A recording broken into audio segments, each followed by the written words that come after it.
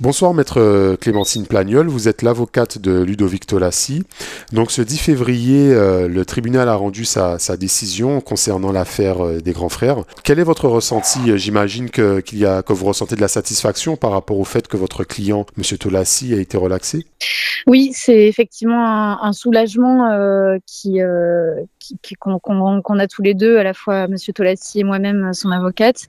On est les seuls à avoir obtenu une relaxe alors que la procureure avait sollicité dans ses réquisitions une condamnation, en l'occurrence à 10 mois de sursis simple, 10 mois d'emprisonnement. Donc c'est même avec du sursis, c'est quand même une condamnation qui est lourde. Et en l'occurrence, on a obtenu cette relaxe en démontrant qu'il n'y avait pas eu d'entente ni même de projet et donc de préparation à quelconque infraction qu'aurait souhaité commettre Monsieur Tolassi. Qu'est-ce qui a rendu ce fameux procès des grands frères historique? Il suffit simplement déjà de regarder combien de personnes ont été prises dans les filets du parquet de Pointe-à-Pitre à l'époque.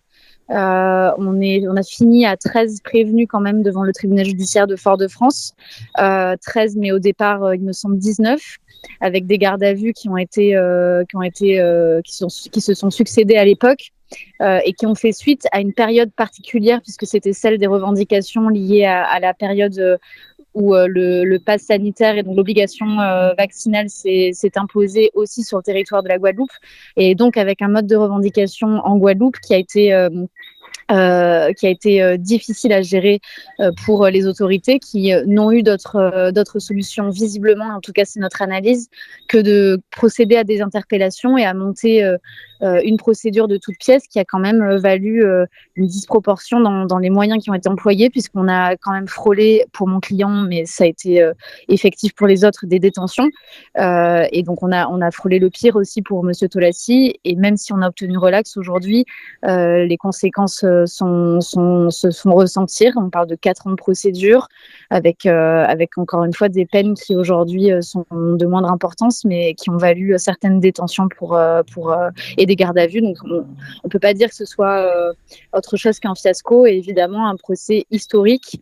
Et pour finir, je dirais qu'il est historique surtout parce qu'on a eu pendant 15 jours une audience qui a offert enfin la parole à la défense, qui n'a cessé pendant les 4 ans d'essayer de parler de la Guadeloupe, de parler des Antilles et de parler des choses qui étaient effectivement visiblement très mal comprises de la part des autorités politiques et judiciaires locales, locales, nationales plutôt, qui avaient des postes à l'époque et qui souhaitaient faire taire les revendications qui étaient pour eux ingérables. Et donc voilà, on a un procès historique parce qu'il y avait autre chose qu'une simple infraction à démonter, mais plutôt tout un système à expliquer, et une culture aussi à analyser. Alors justement, maître, vous pensez qu'il y aura un avant et un après procès des grands frères par rapport à ce que vous venez de nous décrire? C'est difficile à dire parce que je ne sais pas qui tire des leçons de ce type de procès historique.